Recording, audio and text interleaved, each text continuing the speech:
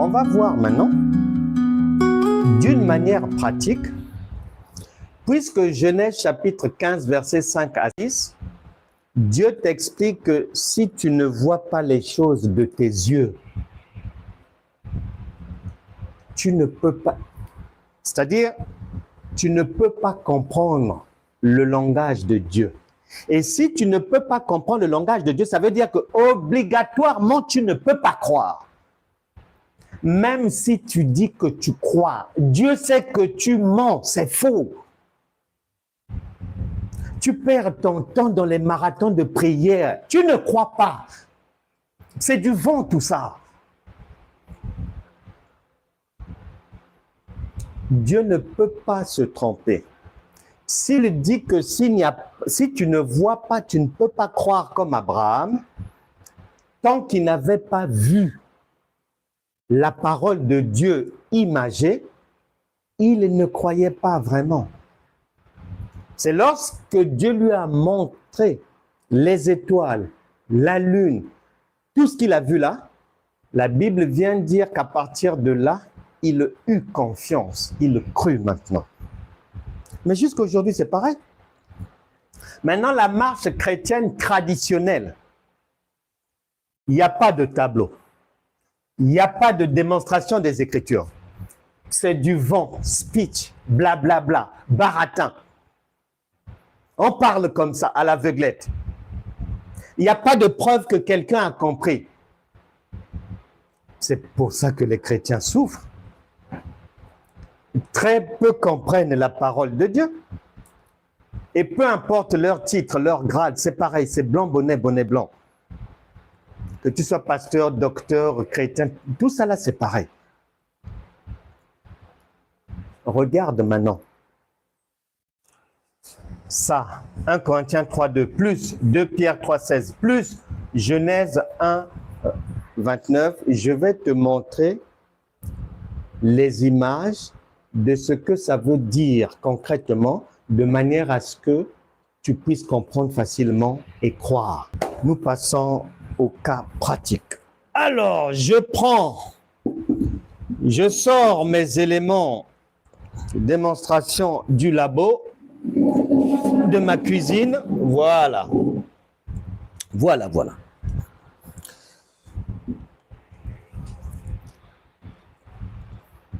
Ici, on a dit, il y a le lait comme enseignement. 1 Corinthiens chapitre 3, verset 2. Et effectivement, nous retrouvons un monsieur à gauche, un enfant à droite. Les deux, ils consomment le lait. Ok, c'est bon. Maintenant, on parle de nourriture solide. Celui qui est à droite là, habituellement, peut-être l'église dans laquelle il est, peut-être lui-même dans ses voies de recherche et de compréhension des Écritures, il ne consomme que le lait, la nourriture des enfants. Il ne consomme que le lait. À gauche, il y a quelqu'un. Il a bien sûr le lait. Il consomme des légumes. Son alimentation est équilibrée. Il reçoit de bons enseignements. Il a eu les enseignements sur l'éternité, son origine. Il connaît la différence qu'il y a entre Moïse et Jésus. Il sait faire le distinguo entre les œuvres de la loi et les œuvres de la foi de Jésus. Il connaît son héritage. Il est informé de son testament. Il est bien nourri. Là, c'est-à-dire c'est bien préparé, c'est du temps. Il est bien nourri. Il y a de la sardine. Bien nourri. Il mange bien. Il a même du jus. Il a tout ce qu'il faut. Il a un bon pain. Maintenant, tout ceci, les enseignements qu'il reçoit, le lait, nourriture solide, parce que ça, faut avoir des dents hein, pour manger. Il faut avoir des dents, nourriture solide et point difficile à comprendre. Il mange même la viande braisée, les entrecôtes et tout. Il mange. Bien sûr, il a toujours son pain d'accompagnement, un féculent. Et ce qui fait qu'il grandit normalement. Il est chrétien. Il respecte ce que Dieu a donné comme conseil de nutrition, les enseignements qui respectent ce que le Père a dit, la trajectoire de croissance en allant des choses liquides, simples, aux choses plus coriaces, plus solides. Ça lui permet de grandir. Maintenant, celui-ci, comme l'église dans laquelle il est, le pasteur ou la prophétesse ne connaît que le lait ou le sable, eh bien, il ne peut pas grandir. Il ne peut pas grandir. Il reste enfant. Et ce qui veut dire, 1 Corinthiens chapitre 11, versets 27 à 30, conclusion, lui, le pain, mais qu'il mange, les enseignements, il a les explications qu'il faut, l'interprétation, c'est le pain de vie. Ici, là, il est indignement chrétien, indignement croyant. Indignement.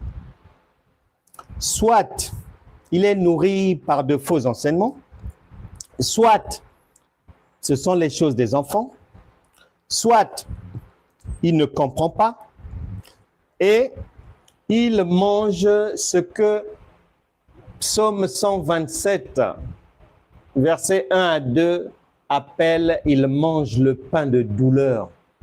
Il souffre comme ça. Ça fait 15 ans qu'il est enfant. Problème par-ci. Il souffre du diabète. Son enfant aussi est malade. Il avait fait un accident. On l'a même amputé une jambe. Ses enfants ont divorcé. La vie, ça ne va pas. Parce que ce qu'il consomme, la nourriture, les enseignements, ne peuvent pas lui permettre de grandir comme l'autre qui a une alimentation, des enseignements bien pointus, bien équilibrés. Donc, ainsi, tu as ici le tableau de la réalité dite chrétienne. Deutéronome chapitre 30, versets 15 et 19. Je mets devant toi deux alternatives. Soit tu vas choisir le bon chemin, ou soit le mauvais chemin. Soit des vrais enseignements qui avancent, ou soit ce qui n'est pas enseignement, mais qui te fait avancer vers des difficultés. Soit c'est là, ou soit vous êtes ici. Il n'y a pas une troisième voie, et c'est ainsi pour tout croyant. Bien-aimé, pour éviter de rester ici, d'avoir une vie de douleur, de manger le pain de douleur. Parce que si tu restes ici, la sanction est donnée dans 1 Corinthiens chapitre 11, verset 30. Tu auras des infirmités, maladies, et la mort risque de t'emporter en restant à consommer du lait. Un enfant ne peut pas grandir avec le lait, et s'il continue à ne prendre que du lait, eh ben, il se retrouve à l'hôpital. Il ne peut pas être à l'école comme les autres et grandir normalement. Non. Ainsi sont beaucoup de chrétiens malheureusement, et c'est ce que l'Écriture nous explique. À chacun de savoir où se positionner, qu'est-ce qu'il y a lieu de faire. Et moi, mon rôle, c'est de mettre en lumière la parole de Dieu, qui est un voile que tout le monde ne peut pas comprendre, qui est caché, qui est une parabole qu'il faut interpréter. Nous avons débuté l'interprétation imagée. Nous allons maintenant aller voir. On poursuit en nous posant la question pourquoi le Seigneur tient absolument à ce que un chrétien puisse grandir dans les enseignements d'une manière authentique. Pourquoi Dieu tient à ça? Un enfant, ses parents tiennent à ce qu'il soit bien enseigné à l'école. Il faut que sa maîtresse mette le paquet. Et quand il va avancer, il faut que les encadrants, les enseignants mettent le paquet. Ils tiennent à ça.